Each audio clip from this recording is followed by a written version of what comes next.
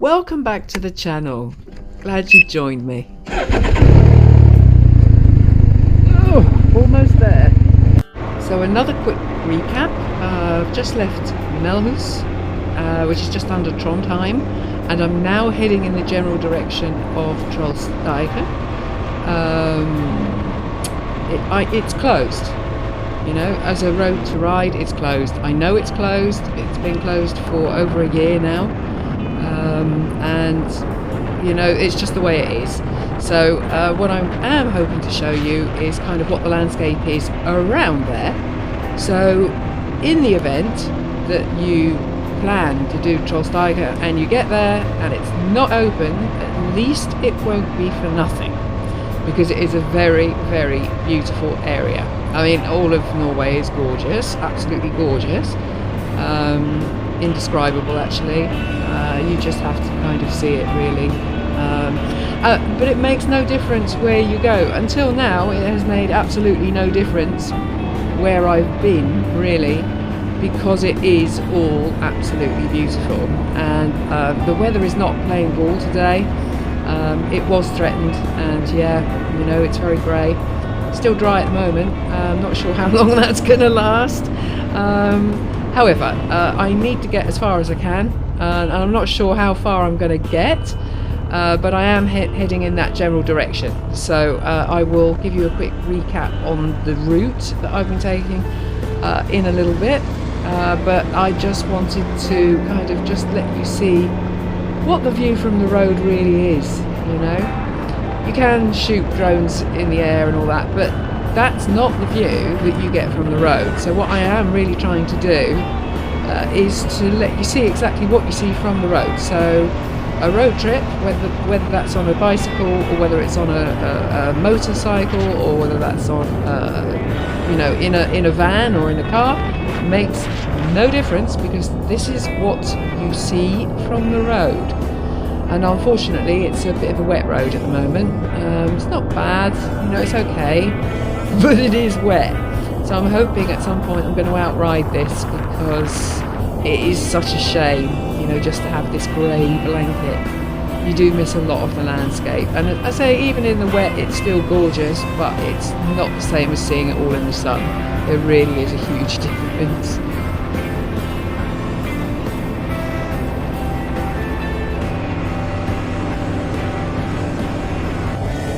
I've been asked a couple of times about Atlantic Road,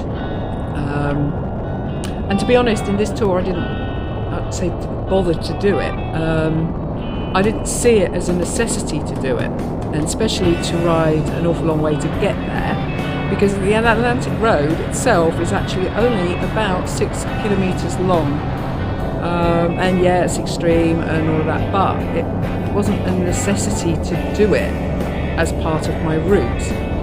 I stumbled across a couple of quite spectacular things on my route that will be coming up in the next couple of episodes, including, without realising what I was about to do, one of the longest, or the longest, tunnel in the world. And that's that was a surprise. I don't know, I didn't kind of clock it until I realised that there was a kilometre counter on the inside of the tunnel, which was telling you how many you'd done and how many there are still to come. And luckily I managed to film it. Otherwise I probably, when looking back on it, I probably wouldn't have even registered what I was doing. But that made an impression. Boats, yeah, they are an integral part of this trip, and one of the reasons that the routes take longer than you think they're going to take. You know, if there is a boat waiting for you when you turn up at every single dock, it's still going to be slow, because the boats themselves aren't particularly fast. So I've said it before, if you're looking at routes and it says 6 hours on Google Maps, for example, double it. And that will give you an idea of how long it actually takes to ride Norway. But it's still worth it. I mean, you can't describe it. You just cannot describe it. Even with this weather, it's spectacular. And you can't say that about a lot of places, but Norway is certainly one of the places that you can, you know. And I miss the sun, I do, because it puts a colour wash over what's a very grey landscape. But it's so colourful when you see it. It's difficult to describe it. I've reached, now can I pronounce it even? Åndalsnes? No, that's not the word for me.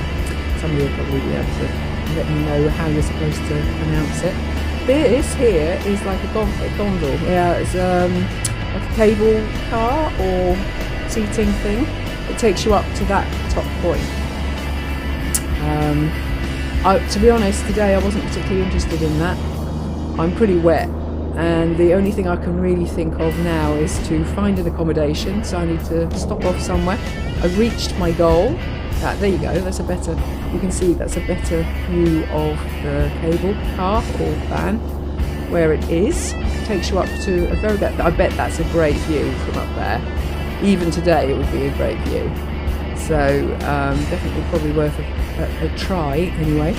I need to find my accommodation, so I am going to pull over now and see what I can find, and hopefully I can find something pretty close.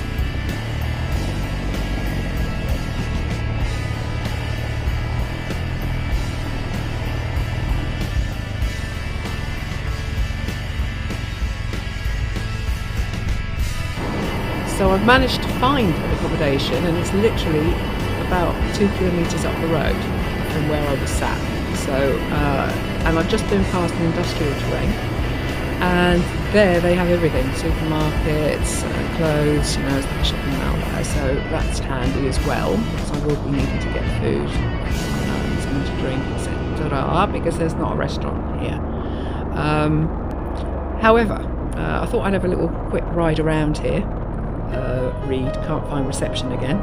However, you know, this at least this gives you an idea of the accommodations with an S, because there are, I believe, different types of accommodation here, including a groups accommodation.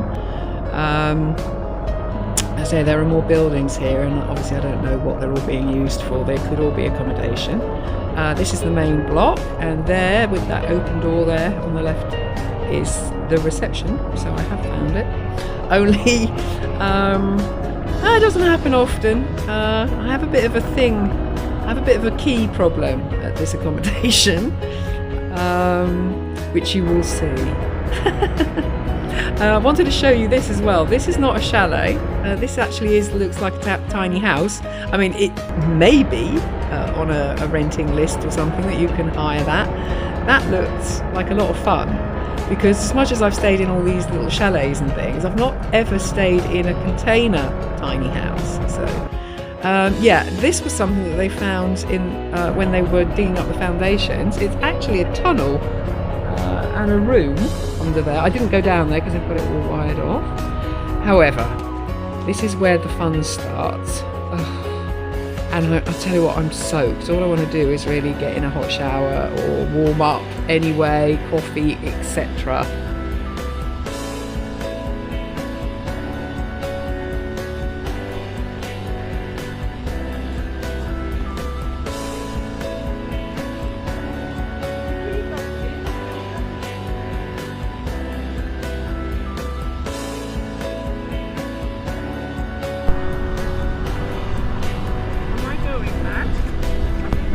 This is 31? Yeah, this is 31. Come on! Oh my god. Okay, I'll be with you in a second.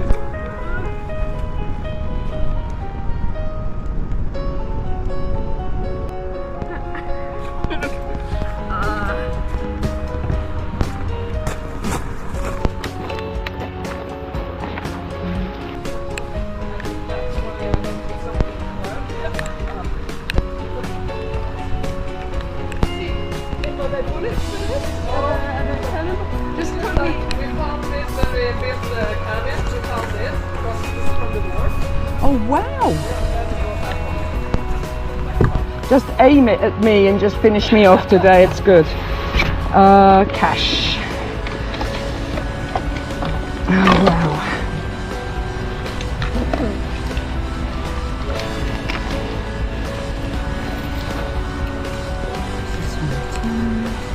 What was it, 10? Yep.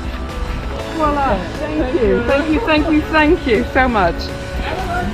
Well, it can't get any worse. Thank you. Heated floor, great. I've seen this before. Check this out. Ta-da!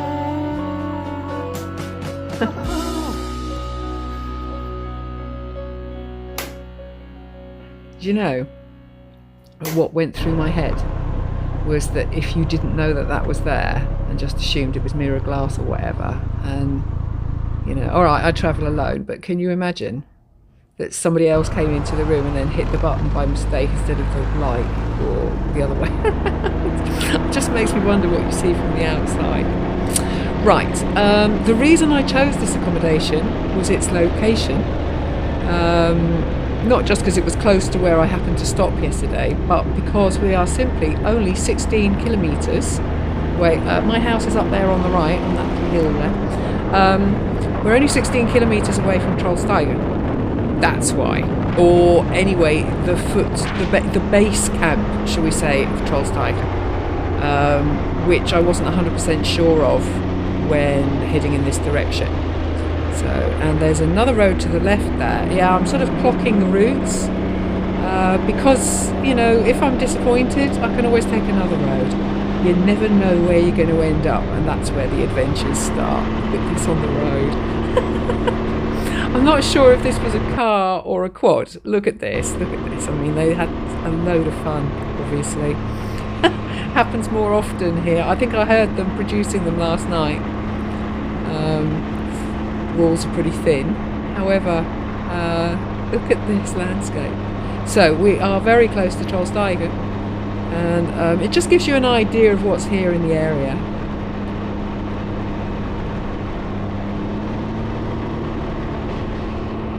And it always makes me laugh when I see this kind of thing on the road. You know, as long as they're not doing it when there's loads of traffic about. I mean, you know, it's so quiet here. Well, it probably wasn't while they were doing that. And I still kind of haven't figured out if that was a car or something else. But boy, they had some fun making those marks on the road. This is gorgeous. I am feeling a little bit like the cat that's got the cream again, because it's very quiet. It's dry at the moment, I shouldn't say it, but it is dry at the moment. And the landscape is absolutely gorgeous, so it's scoring all sorts of points again with me. I don't know what's coming. I'm not sure how far I'm going to get, so I'm just going to ride as far as I can and show you what I can, and then I will be taking the route back. Simple. And the landscape is about to become epic. Almost as memorable as Lofoten. I mean, look at the colour palette as well. Unbelievable. Look at this. I didn't even think it was going to be this good, so I'm already pretty impressed. And I'm not even there yet. Haha! Wow. Wow, wow,